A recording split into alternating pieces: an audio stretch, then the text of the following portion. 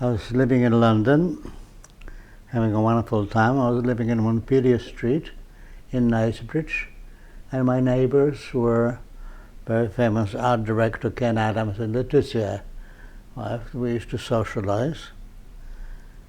And one Sunday, we all went to the Academy Cinema, where we were showing then Knife in the Water. We were all amazed and loved it.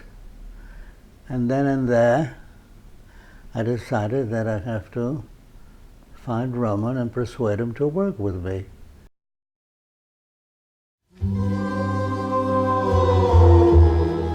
We met, spent a lot of time talking, and persuaded him to come to London and work with me. Also, I persuaded him they'll have a freedom to make pictures which he will never have in Poland or in France for that matter. Until I came to a company called Compton Films, which used to make nudist and soft porno films, Michael Klinger and Tony Tenser. And they said, yes, we'll take it. For them we made Klinger Tenser, we made Repulsion and Cul-de-sac. Then we proposed Vampire Killers to Marty Renshaw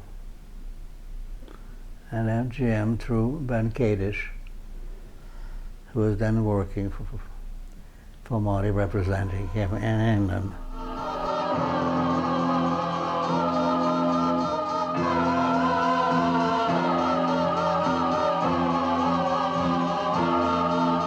It all started with a joke.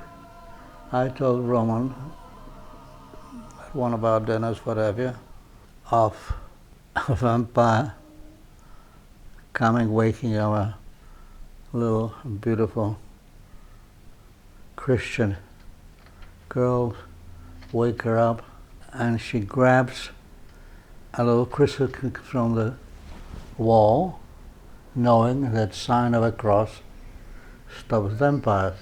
At which point he said, "You got the wrong vampire!" We're looking for locations, looking for a castle and snow, and found it.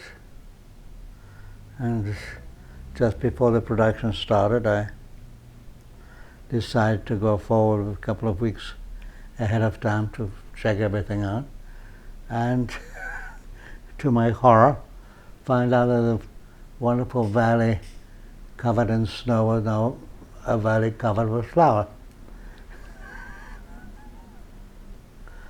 And so therefore, the decision was made to build a castle in studios in England, in Elstree, the MGM and ABC studios, and Wilfred Singleton built a wonderful castle, interiors, exteriors, and locations we made in northern Italy, in a place called Ortisei, which on a high plateau, there was plenty of snow. There was wonderful access to it because we had to take a cable car up to the station up there. There were a line of horse-drawn sleighs waiting for us, and we loaded everything, equipment, cameras, actors. Professor, the other way around, other way around. The insurers specifically forbade Roman to ski, as they were afraid he was going to hurt himself. Of course, he did ski. And the end of each shooting day, he would just ski down the mountain.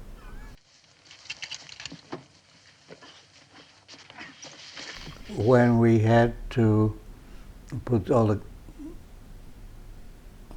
crew and cast in hotels in order to say it was a height of season. It was very difficult to find one hotel which could accommodate everybody. So as a producer, I had to separate everybody. Put a few people here, a few people there. I remember that time Roman came to me and said, could you please move Sharon to my hotel next to me? Which of course I did. And that was the beginning of a great love affair.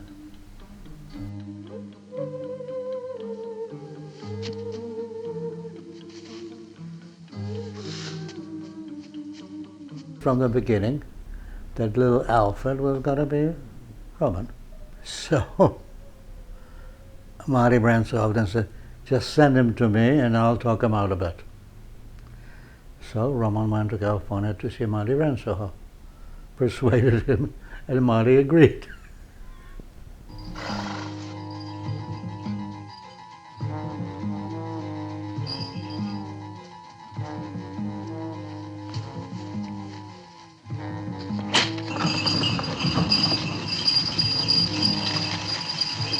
The film made more money in Hong Kong than it made in all of the United States.